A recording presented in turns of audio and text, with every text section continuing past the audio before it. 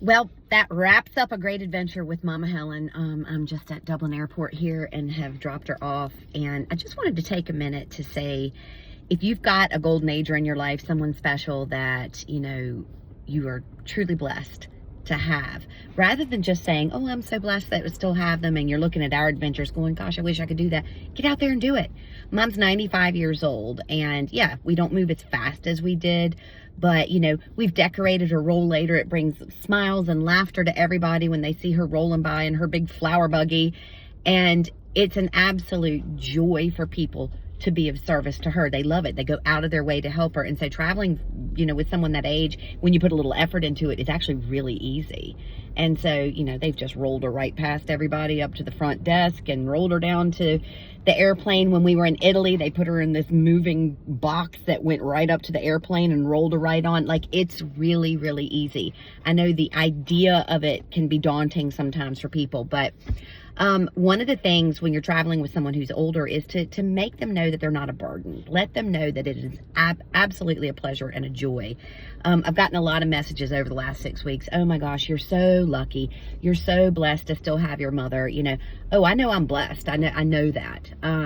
But blessings also come with a little bit of elbow grease and a little bit of work. And so in anticipation, like, we didn't just magically manifest going to Italy. I worked extra so that I could take the time off. I worked extra so I'd have the money to do it. I gave Mom little drip feeds about what we were going to be doing to keep her anticipated. The art of anticipation, the idea of having something to look forward to. There is no better way to keep somebody young than to give them something to continue to push towards. And, so it takes a little bit of work. It's, blessings are great things, but blessings take elbow grease. And so, I encourage you, if you've got somebody who's super important to you, get out there and ask them, is there somewhere you'd like to go? Even if it's a day trip somewhere, something you'd like to see, something you'd like to do.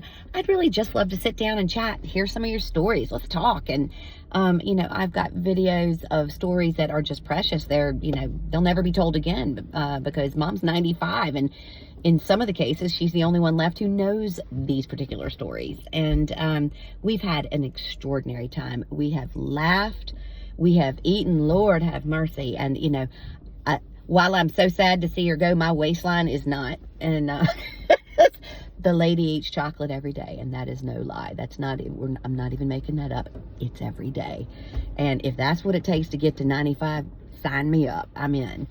So just wanted to encourage you, sit down, have a look. If there's someone precious to you, rather than sitting around and letting them, just sit full of their music, full of their stories, go in and pull that stuff out of them. They love talking about it. And it's a great way to keep someone young and stimulated and engaged. And it keeps you that way as well, because not only are you learning some new things, but you're seeing things from a different perspective that you couldn't get unless it was from their eyes.